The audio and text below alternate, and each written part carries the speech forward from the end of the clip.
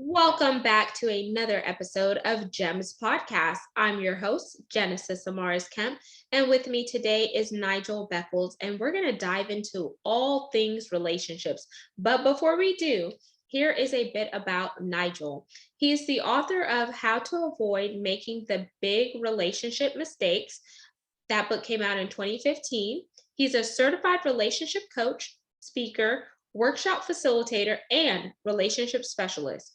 He advocates for victims and survivors of domestic abuse, contributor to the award-winning movie documentary Looking for Love, now available on DVD and available on Amazon. And then he also has some other incredible things that he's doing. Like, for example, he has his own podcast called the Nigel Beckles Podcast, and he interviews quite some extensive people. I was even a guest on his podcast a while ago, and he was the former presenter at Choice FM, London, UK, for 10 years. And without further ado, help me do the honor and welcoming Nigel Beckles to GEMS Podcast. Hi, Genesis. Nice to be with you. Pleasure of having you, Nigel. So let's jump into all things relationship. What made you want to become a relationship coach, and why are you a relationship expert?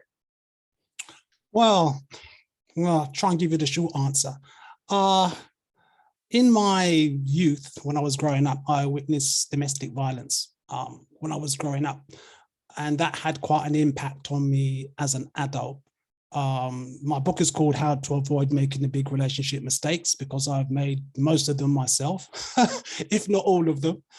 And I also seem to have a affinity for people approaching me, asking me about relationship issues.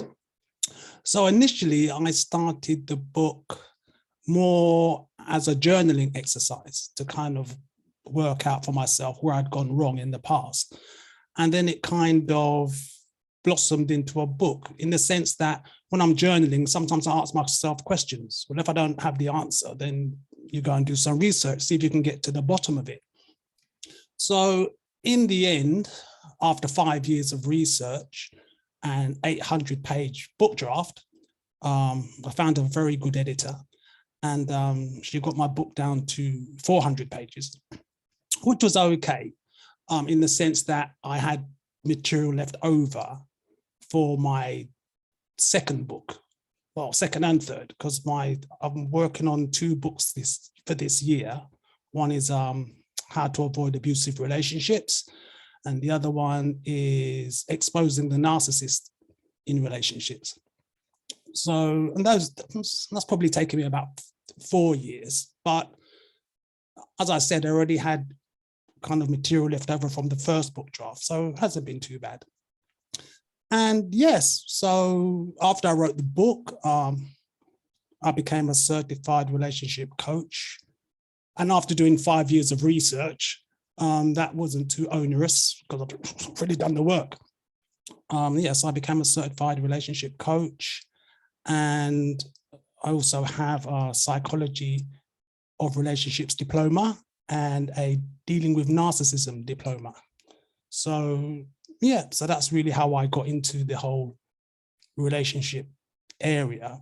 And I think another thing is as well, I started a Facebook group about 10 years ago called Reflections on Relationships. And people were joining the group assuming it was a support group, which is not what I set it up for. I set it up as a kind of debating group to kind of debate relationship issues.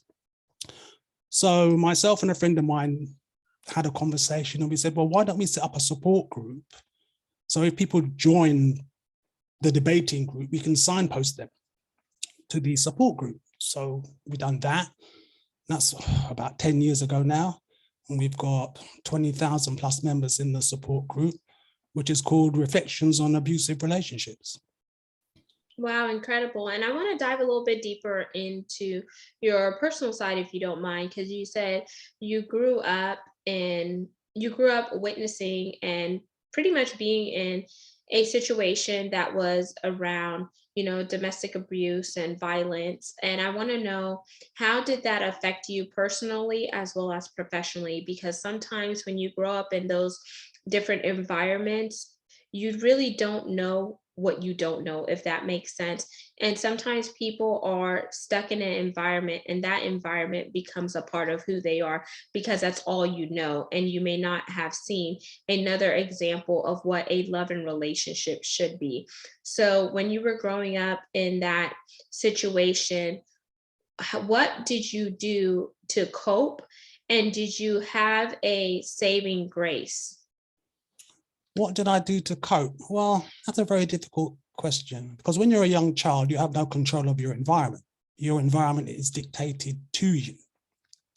And it's not to say there was domestic violence every week, but at the same time, when you're a young child of 5, 6 years old and you're trying to protect your mother, and obviously failing as a young boy, that had an effect on me in the sense that I started training in martial arts at about 11, and I was obsessed with martial arts. I was Bruce Lee's biggest fan.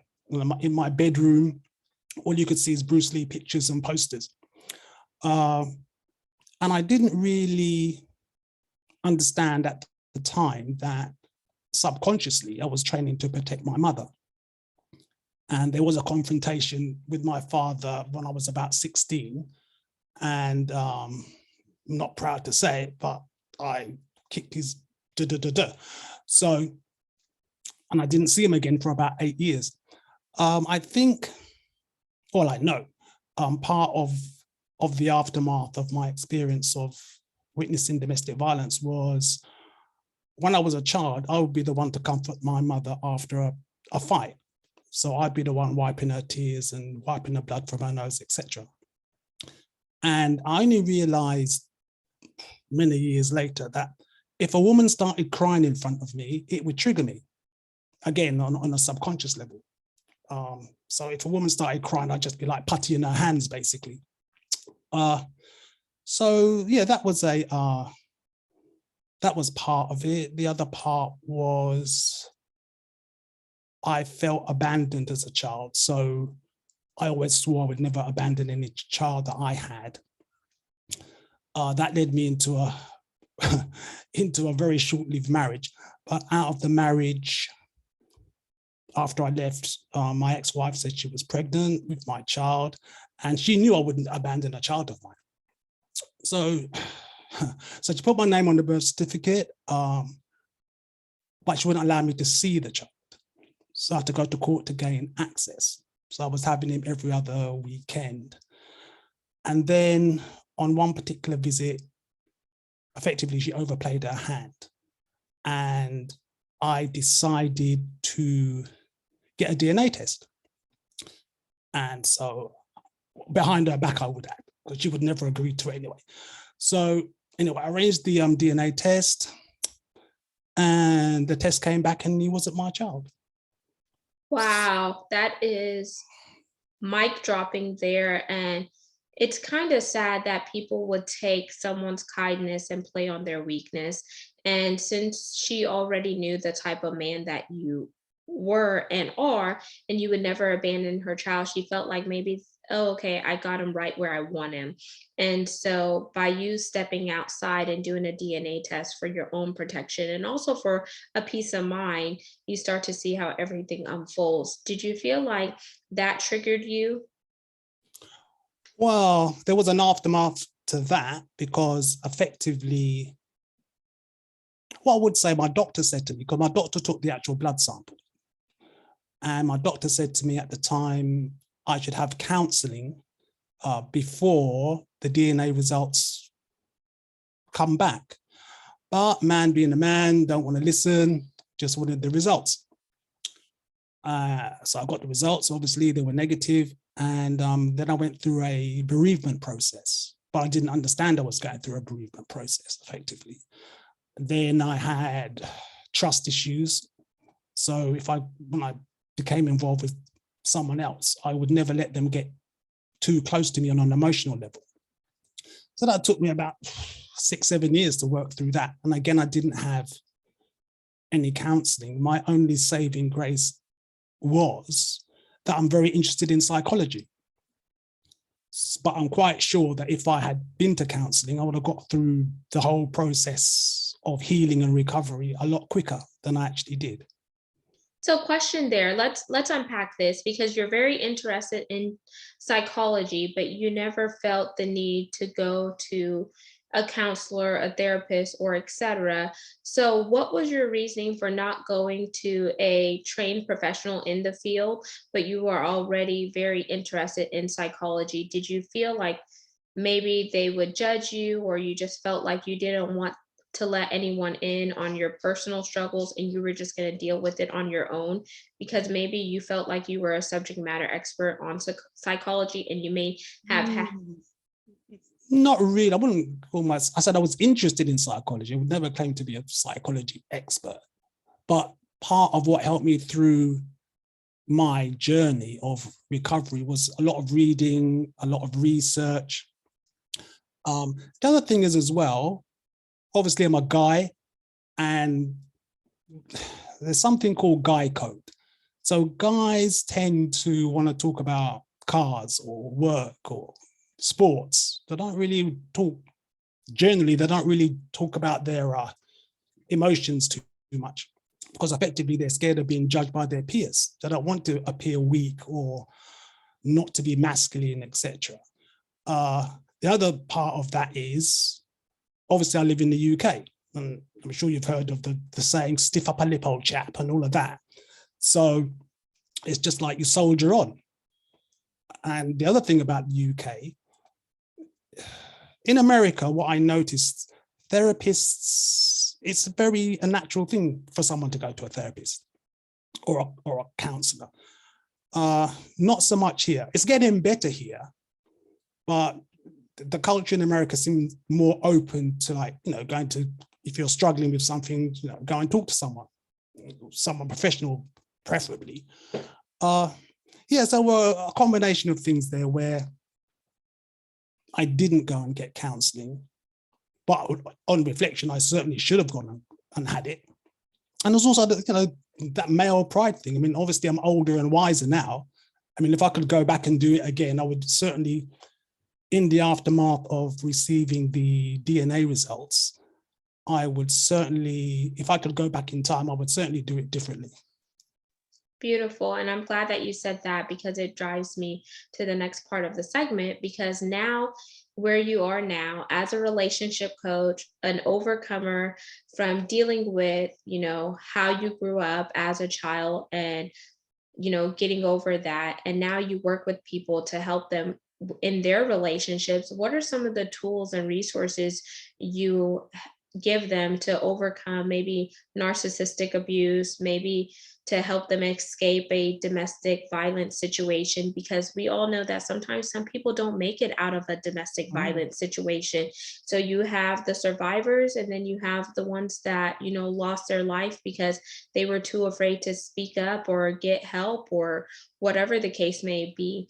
And we need to do our part and help encourage as well as empower someone that you don't have to take what you have been given, because you still have power within inside of you, but you need to know what power you carry. Well, that's quite a deep question, a lot there to unpack. In terms of domestic abuse, here in the UK, prior to COVID, on average, 2 women were murdered per week by a partner or ex-partner. I'm not sure what the stats are for America, but that's the stats here in the UK. In terms of leaving a domestic abusive relationship, there are various support agencies. I'm sure you have them in America too, where you can get support and advice. The most important thing about leaving an abusive relationship is not saying you're planning to leave, because often what happens is, if the person who's being abused announces they are planning to leave, they put themselves at higher risk Correct. of being abused or being murdered. So there's a checklist that you can find on most domestic abuse websites that tell you, things you need to do, the things you need to take with you, like, important documents, etc. And they have the checklist because once you leave, you shouldn't need to go back for anything. So you leave lock, stock and barrel. You take everything you need. Obviously, you don't tell your abuser where you're going, because leaving an abusive relationship is one thing, but then you can fall into the scenario that you're being stalked, or you're being harassed, whether that be in person or online. So I always say, if someone's leaving an abusive relationship, they need to block the person on their social media for starters. They don't tell them where they've moved to. Obviously, if someone's working, that can be a little bit more tricky because the abuser may know where the person works. So that means that the person who's leaving or left, they need to tell their employer what their situation is, to keep themselves safe, really. Because sometimes leaving is sometimes just the first step. Because if someone starts stalking you, and people get murdered when they're being stalked. And this is really heavy. And if I could interject, Nigel, here, I know that from being connected with some people here in the US who are domestic violence survivors, they've always said to kind of find a key word. Make sure you have a person that you truly trust to confide in that person. Some women, or as well as men, because it happens both ways. Sometimes you have to go through a identity change where you may have to change your name. You may have to leave the state that you live in. And then you have to cut all ties with anyone who knows you or your past life, because sometimes those people can be used as pawns or links for your abuser to get back to you and locate you. Another thing that you have to do is, after you walk away from that detriment, you have to seek counseling so you could go through a process of deprogramming, because that abuser has already programmed you to think and behave a certain way that instilled fear in you. And now you need to get to a point where you are fearless and you know who you are, and you take that power back from that abuser so you could live life on your terms and not on the terms of other people, so you could be fully free. And sometimes with the abuse, and correct me if I'm wrong, sometimes with the abuse that could have, mental ties, emotional ties, physical ties, and spiritual ties. So you have to look for ways of breaking those strongholds off in order for you to gain clarity and a new perspective, to really walk into your new identity and who you want to be and who you've always been. Because sometimes when you allow other people to have so much power and control over you, you diminish your true purpose and mission for your life. Well, here's the problem. Abusive relationships don't start off abusive. So many abusers are very charming and charismatic. And if someone walked up to you and said, I'm an abuser, or had a label on their forehead saying, I'm an abuser, you wouldn't get involved in the first place. So it's an insidious process. So the analogy they use often is, if you drop a frog into a hot pot of water, the frog will jump straight out. If you drop the frog into a cold pot of water and then heat up that water slowly, the frog will be cooked. And that is very similar to an abusive relationship. It's a gradual thing. And you said something very correct there. Yes, victims are programmed. And part of what you just said regarding confiding in a friend, which is good advice. However, abusers have tactics. And one of their tactics is isolation. So they will, eventually they will try and isolate you. Or say they don't like your friend, or basically they're trying to cut off any support, because if you have no support, you're easier to control. I also would say that when people talk about domestic abuse, they assume it's violence. And abuse is not always violence. It could be emotional abuse, psychological abuse, mental abuse. And I think in many ways that type of abuse is worse because A, there's no evidence. Someone punches you in the eye, you receive a bruise, but there's no evidence. So at the end of the day, those scars, those emotional scars can take a very long time to heal. A very long time, especially if the person hasn't had the kind of like support and counseling and therapy that they need to recover. So yeah, so you know, it's, and the other thing I sometimes find somewhat frustrating is people talking about survivors when they haven't actually been through the experience. You'll hear a lot of victim blaming, for example. Well, why didn't you leave? You know, well, it's not that easy. And the other factor in terms of leaving is finances, because there's something called financial abuse. So if the abuser's controlling all of the finances, then where are you supposed to find the resources to actually leave? You know, so once you're all, you know, getting into it is one thing, but then you don't know. You know, I always have great sympathy for survivors, because they didn't sign up for that. That I thought they'd probably found the love of their life or their soulmate or whatever, and then it turns into a nightmare. I know a lady I've been supporting, and she had to leave her home because she got involved with an abuser. And as you said, you know, the support agency moved her far, far away. So she doesn't live in that area anymore. She was in the refuge for 2+ years. And she's only this year received accommodation. So, you know, it can take a long time to kind of sort yourself out. Wow. And it's even more complicated, obviously, if you've got children. Yeah. So when we think about all this stuff, one thing that we know is if you're on the outside looking in and you don't really know the full story, the full situation, never make assumptions, because then that could cause the person to shut down versus opening up to you.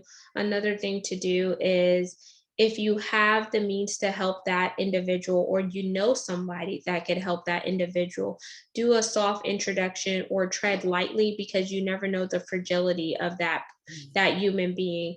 And sometimes instead of, you know, them receiving the help, they may shut down because they're so used to going through certain things psychologically, so they may not be in a place where they're receptive to receive that help, even though they want to get out. And then, Nigel, as we begin to wind down, I want you to think about some gems that will help anyone that is listening to this segment relationship wise. And remember, the core pillars of GEMS podcast is to educate, inspire, and motivate, while we connect the dots of D, E, I, and B: diversity, equity, inclusion, and belonging, because we all have a right to be here and we all have something incredible to offer. Well, it depends on which context you wish me to answer. If it's a case of being single and you're looking for a relationship, then I would say the first thing to know is to know yourself effectively. A lot of people go into relationships and they're saying, I'm looking for my other half. Well, that implies 50%. And there's no point you bringing 50% of yourself into a relationship. The second thing I would say is there are people who go into relationships seeking unpaid therapy effectively. They're expecting their partner to solve all their problems. But what I notice is there are people who have a pattern. So someone's in an abusive relationship, for example, they leave that relationship, they get involved with somebody else, that person turns out to be an abuser. So effectively, the characters are changing, but it's the same, they're just going through the same dynamic over and over again. So I think people need to take time out when they're single and work on themselves. There's no point going into a relationship hoping that the other person's going to fix you. And as they always say, no, people say, oh, everyone's got emotional baggage. Well, that depends how much emotional baggage you have. Do you have a carry-on suitcase to get on the airplane, or do you have a trailer load of baggage? So yeah, just work on yourself. That is whether you're in a relationship or not, for that matter, because in my opinion, self-development should always be a priority on your list. There's always something new to learn. There's always something new you can work on. So I always say that we're all a work in progress. It just depends how much progress you've made. Incredible. So know thyself and work on that. Thyself is your gem that you would like to leave. And for anyone listening or viewing this segment, if they want to get in touch with you for you to be their relationship coach, or they want to join one of the workshops that you facilitate, or etc., plug how they could connect with you on social media and your website. Okay, I'm on Facebook, I'm on LinkedIn, I'm on Instagram. I have a dedicated podcast website, which is authornigelbeckles.com. So if they went to that website, they can send me a message via that website and it will pop into my email inbox. So those are the easiest ways to connect with me. Amazing. And all of Nigel's contact information will be in the show notes below. So there's no excuse for you not to tap in with him.